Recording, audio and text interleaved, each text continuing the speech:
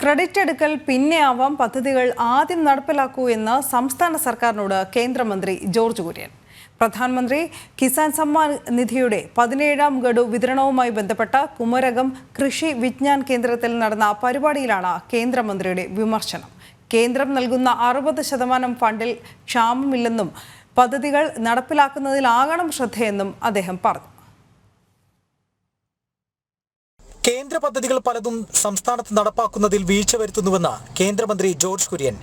കാർഷിക മേഖലയിലെ പദ്ധതികളിൽ 60% ഫണ്ടും കേന്ദ്രം വഹിക്കുന്നതാണ്. ജനോപകാരപ്രദമായ പദ്ധതികൾ ആദ്യം കാര്യക്ഷമമായി നടപ്പാക്കണം.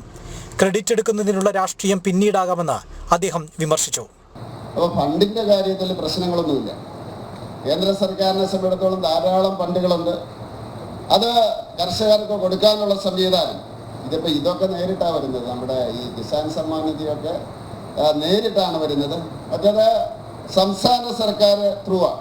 ഇപ്പം ഞാൻ പറയുന്നത് രാഷ്ട്രീയമുണ്ടല്ലോ, നമ്മുടെ ഈ കേരളവും കേന്ദ്രവും എന്നൊക്കെ പറഞ്ഞ രാഷ്ട്രീയമുണ്ട്.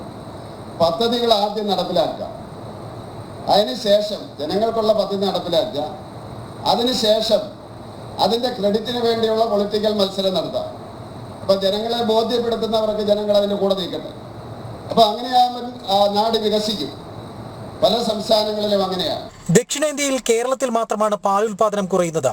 പദ്ധതികൾ നടപ്പാക്കുന്നതിലെ വീഴ്ചയാണ് പശുപരിപാലന രംഗത്തിന്റെ തളർച്ചയ്ക്ക് കാരണം. മുതലപ്പൊഴിയിലെ പ്രശ്നങ്ങളും പരിഹരിക്കാൻ ശ്രമിക്കുമെന്നും അദ്ദേഹം പറഞ്ഞു.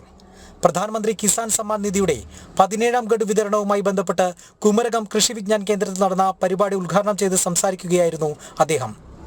ജനം, കോട്ടയം.